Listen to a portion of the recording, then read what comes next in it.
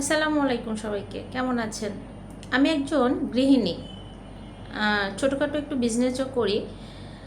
তাহলে আমার একটা সন্তান, আমার একটা মেয়ে, আমারও তো একটা কোটা লাগবে।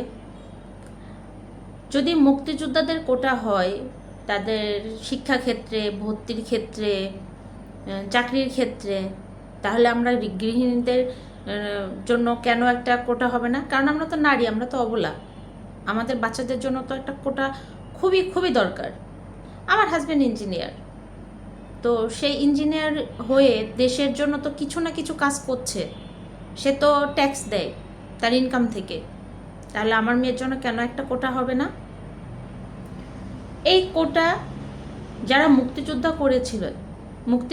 করেছিলেন, শহীদ হয়েছেন, যারা এখনও বেঁচে আছেন, যে মুক্তিযোদ্ধারা, তারা কি বলেছে আমার নাতি নাতনির জন্য কোটা লাগবে, আমার সন্তানের জন্য কোটা লাগবে?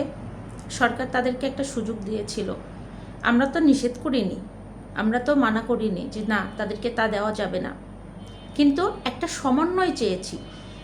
এত অসমন্বয় কেন? যখন মুক্তিযুদ্ধ হয়েছে, কৃষকরা কি ঘরে বসেছিল? তারা কি জমিতে ফসল ফলায়নি? জেলেরা কি বসেছিল? তারা কি নদীতে মাছ ধরেনি? যারা খামারি ছিল বা ছোট ছোট ব্যবসা বা নিজেদের উদ্যোগে যারা কাজ করেছিল, তারা কি সবাই বসেছিল? তারা কি দেশের জন্য কিছুই করেনি? শুধু যারা যুদ্ধে গিয়েছিল তাদের জন্য সব কিছু।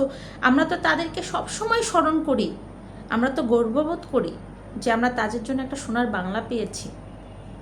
আমরা তো নিষেধ করিনি, আমরা তো কোটা বলিনি যে কোঠা উঠায় দেন, কিন্তু এত পার্সেন্ট কেন? একটা নারী কোঠা কেন? নারী কোঠা মেয়েরা যদি পড়াশোনা করতে চায়, মেয়েরা যদি চাকরি বাকরি করতে চায়, তাহলে পুরুষের পাশাপাশি যেমন তারা সম অধিকার বলে, তাহলে তারা পড়াশোনা করে তাদের মেধা দিয়ে পড়াশোনার জায়গাতে টিকে থাকবে, তাদের মেধা দিয়ে তারা চাকরি পাবে। তাহলে মেয়েদের জন্য কেন আলাদা করে কোটা করতে হবে? তাহলে আপনারা অবশ্যই বোঝাচ্ছেন মেয়েরা, যে বলা হয় মেয়েরা অবলা, তাহলে আমরা মেয়েরা অবলা, আমরা প্রতিবন্ধী, নয়তোবা আমরা মেধা শূন্য। আছে জবাব আপনাদের কাছে? দিবেন? আপনারা জবাব দিবেন না। আপনারা যা করতেছেন, যা বলতেছেন, আপনারা ঠিক জানেন তা অন্যায়, তা ন্যায়সঙ্গত নয়। তারপরও আপনারা ক্ষমতার জোরে সেটা করতেছেন। আজকে কত শত মায়ের কোল খালি হচ্ছে। এটা কি 52 ভাষা আন্দোলন হচ্ছে? আজকে কোটার জন্য ছাত্ররা রাজপথে। এই বাচ্চাগুলোর কোথায় পড়াশোনার কথা?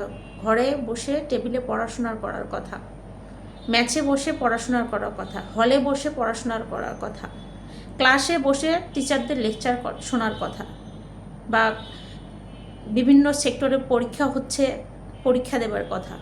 কিন্তু সেই বাচ্চাগুলো আজকে কি হচ্ছে? ভবিষ্যৎ কি? আর কেউ যদি এটার, যেমন আমি, আজকে যদি এই কোটা সংস্কার হয়ে থাকে, এর যদি একটু সমন্বয় হয়, আমরা তো চাচ্ছি না বাতিল, আমরা বলেছি আমরা সংস্কার চাই। এর ফলশ্রুতি ভোগ করবে আজ থেকে 10 বছর পরে আমার মেয়েও। সে তার মেধা দিয়ে হয়তোবা একটা ভালো ইউনিভার্সিটিতে চান্স পাবে, হয়তোবা সে তার মেধা দিয়ে একটা ভালো চাকরি পাবে। আমার যারা ছোট ভাই বোন আছে, তাদের বাচ্চা কাচ্চা বা তাদের পরের জেনারেশন যারা আসতেছে, তাদের বাচ্চা কাচ্চা এর সব সুফল ভোগ করবে। তাহলে আমরা কেন নিজেরা সচেতন নাগরিক হয়ে, শিক্ষিত নাগরিক হয়ে কথা বলতেছি না, মুখ খুলতেছি না? সরকার, তিনি কি বুঝতেছেন না? তিনি কি বোঝেন না? তিনি নাকি আমাদের মা সমতুল্য, তিনি নাকি আমাদের জনদরদি মা। তাহলে মায়ের আজকে এই রূপ কেন? মা কেন তার সন্তানদের, ছোট ছোট সন্তানগুলোর এই ছোট্ট আবদারটুকু মেনে নিতে পারতেছেন না? কোথায় সমস্যা তার? মা, আপনাকে বলছি, খুব বেশি ক্ষতি হয়তো হবে না, দেখেন না বিবেচনা করে, ভালো কিছু হইতে পারে। ধন্যবাদ সবাইকে।